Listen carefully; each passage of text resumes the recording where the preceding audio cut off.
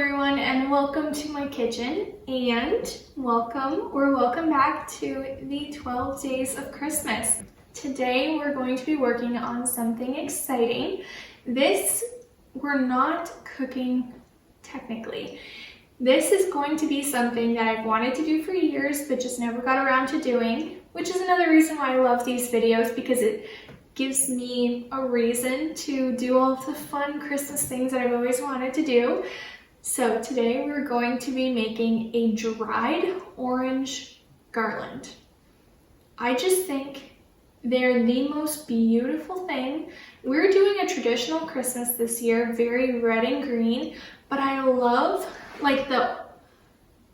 almost like an older style of Christmas where you're using natural things like dried oranges and cinnamon sticks and just pine cones and things like that, just things that naturally say Christmas. I'm really excited to get this started, so I'll go ahead and get out all of my supplies and we'll start slicing oranges. It should be fun.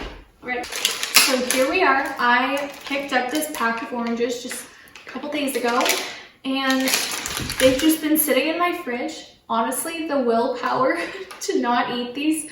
I love oranges, I love clementines around this time of year.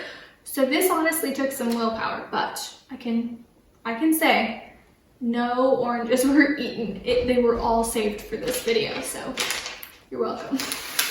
But yeah, so here's our oranges and a sharp knife. Specifically, try and get the sharpest knife that you have if you're going to be doing this later, because, well, I read a recipe and they said a very sharp knife, so we're listening to the recipe today because I don't want to mess this up. Also, it says first step, preheat your oven to 250 Fahrenheit. But the thing is, with the research that I've done, they have said to put your oven as low as it can go. My oven actually goes as low as 170 Fahrenheit. So I think I'm gonna start there. It might just take longer in the oven, but my hope is that it preserves some of the vibrancy of the orange so that when we hang them on the tree or add them to the garland, they really do pop. So I'm going to preheat my oven to 170 or 175 Fahrenheit, just the lowest that my oven will go. So there we are. It's 170 that I'm going to be cooking these on. So we have our parchment paper on our pan. Now we're just going to go ahead and start slicing our oranges.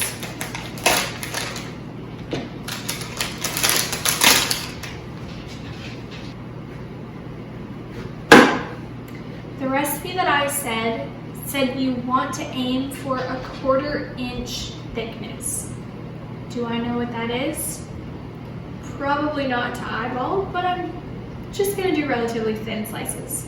And here at the beginning I said I was gonna follow the recipe. I'm gonna do my best to follow the recipe, but I mean, just thin slices, it should be good.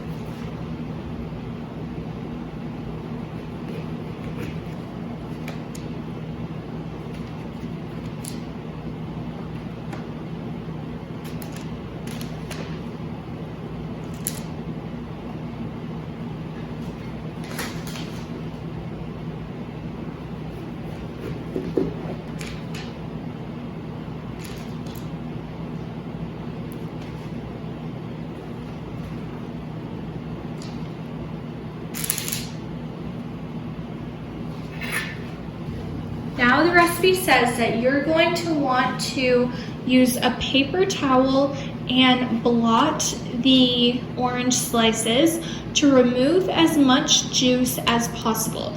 So just take a paper towel and pat your orange slices just like this, and then flip them over and do the same thing, and it should cut down the time spent in the oven. Now the next step that the recipe says is you're going to want to bake them in the oven for 3 hours or until they are completely dry.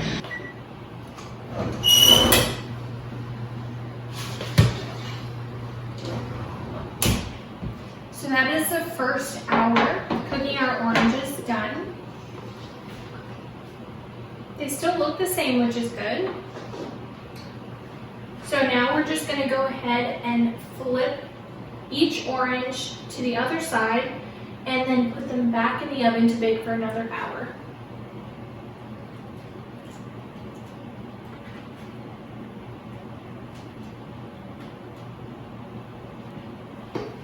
Okay, so they're all flipped. Now I'm just going to put them back in the oven.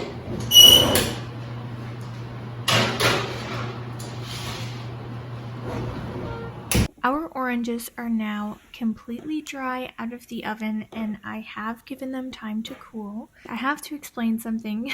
I kind of went a little bit rogue and changed up the plan. Now our mantle is fully decorated for Christmas now, and I decided that instead of adding the dried orange garland, I'm going to switch it up and change this little project into making dried orange ornaments. I didn't want to overcrowd our mantle, but these are going to be such an easy addition to our Christmas tree decorations this year. And there we have it. That's how our cute little dried orange ornaments turned out. I would go ahead and put them on the tree, but we don't have our tree yet. We get a real tree every year. We go ahead and cut one down from a local tree farm, so we don't have them yet, but I'm so excited to get one so that we can go ahead and hang these up. I think they just turned out so beautiful. I love how you can see all of the little texture in there, and then as the sun hits them, not sure if you can see there, but you can see all of the little orange slices in there. I think they're so cute.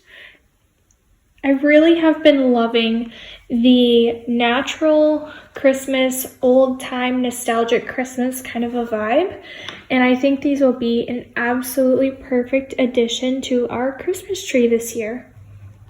Okay, so that was our video for today. Our oranges turned out absolutely beautiful. I love the dried orange look.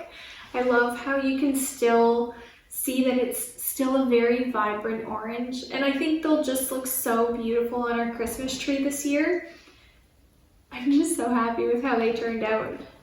So I originally planned to make a garland out of these, but because we already have our mantle fully decorated for Christmas, I kind of switched it up a little bit and decided to make these into little ornaments for our tree. I thought, how pretty would it be to have our real Christmas tree with this twinkling lights on it, and then because these are dried oranges, they're a little bit see-through, so you'll be able to see the Christmas lights shining through them, and I just thought it would be the perfect addition to our Christmas tree this year.